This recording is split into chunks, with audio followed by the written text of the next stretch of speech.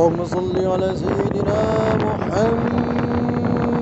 Assalamualaikum warahmatullahi wabarakatuh.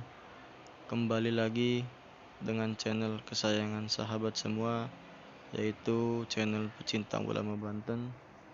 Semoga sahabat semua dalam lindungan taufik dan hidayahnya Allah Subhanahu wa taala, serta disehatkan jasmani rohaninya. Ada baiknya untuk mendukung channel ini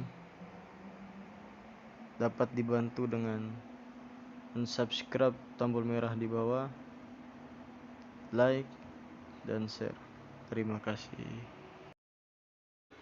Alhamdulillah, kali ini channel Pecinta Ulama Banten akan membahas salah satu ulama karismatik Banten, yaitu Syekh Nawawi Al-Bantani.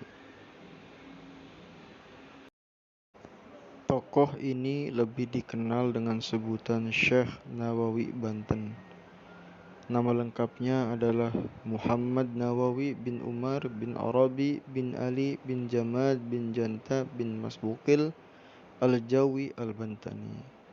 Lahir di Tanara Tirtayasa, Serang, Banten pada tahun 230 Hijriah atau 1813 Masehi, dan wafat di Mekah pada tahun 1314 Hijriah atau 1897 Masehi.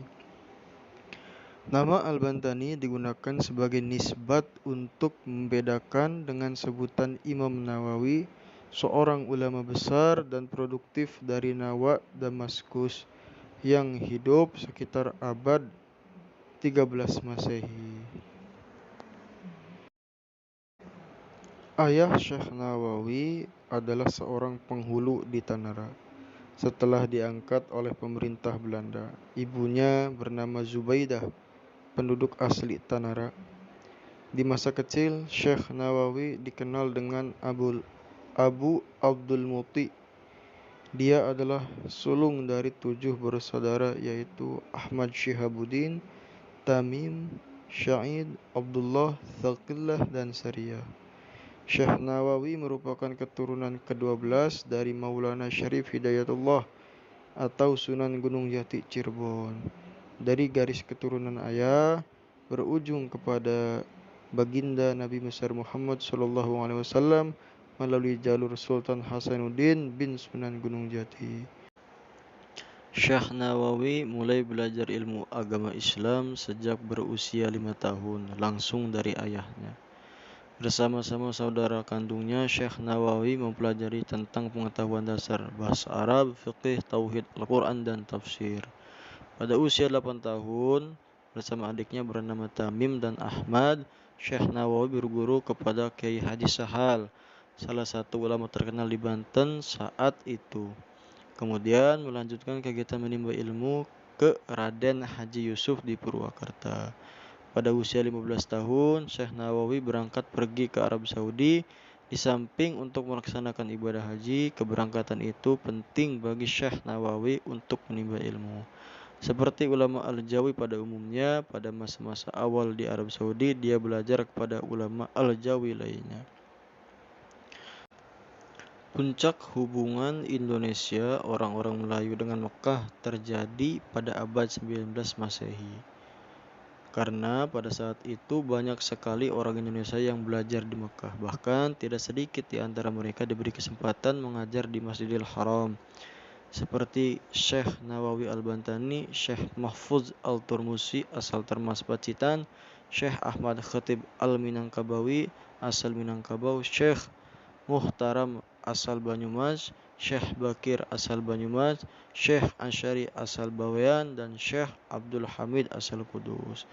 Ada sekitar 200 orang yang hadir setiap kali Syekh Nawawi Al-Bantani mengajar di Masjidil Haram.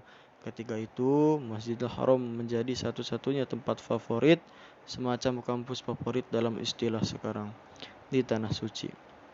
Yang menjadi murid Syekh Nawawi tidak hanya orang Indonesia, namun para pelajar dari berbagai negara.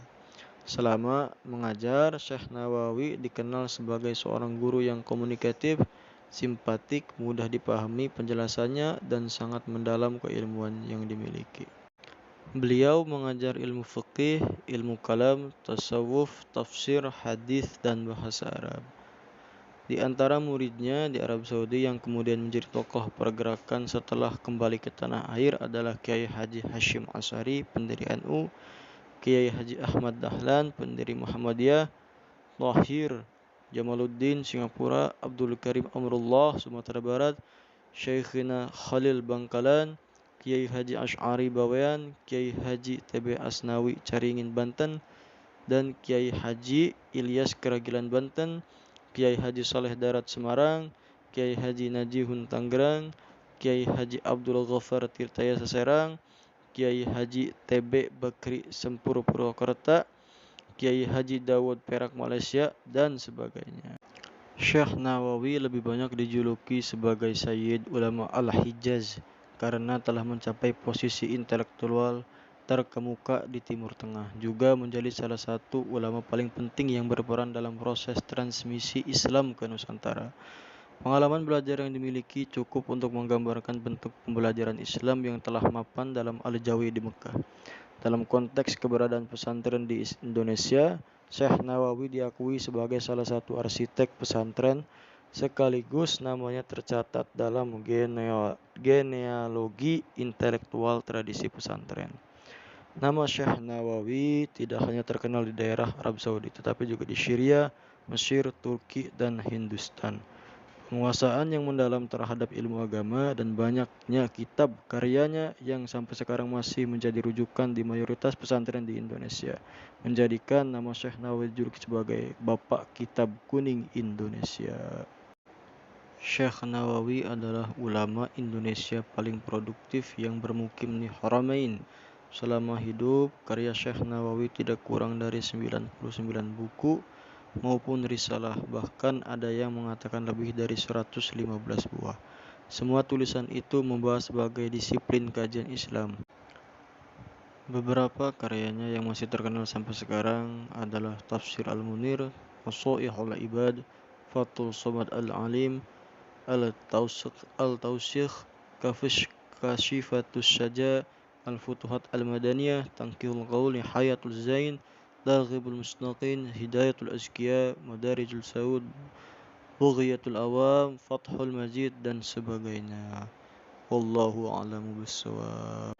Semoga karya-karya beliau ini dapat dimanfaatkan kita sebagai santri dan dapat diterapkan kita dalam kehidupan sehari-hari. Amin, amin Allah, ya Rabbal Alamin.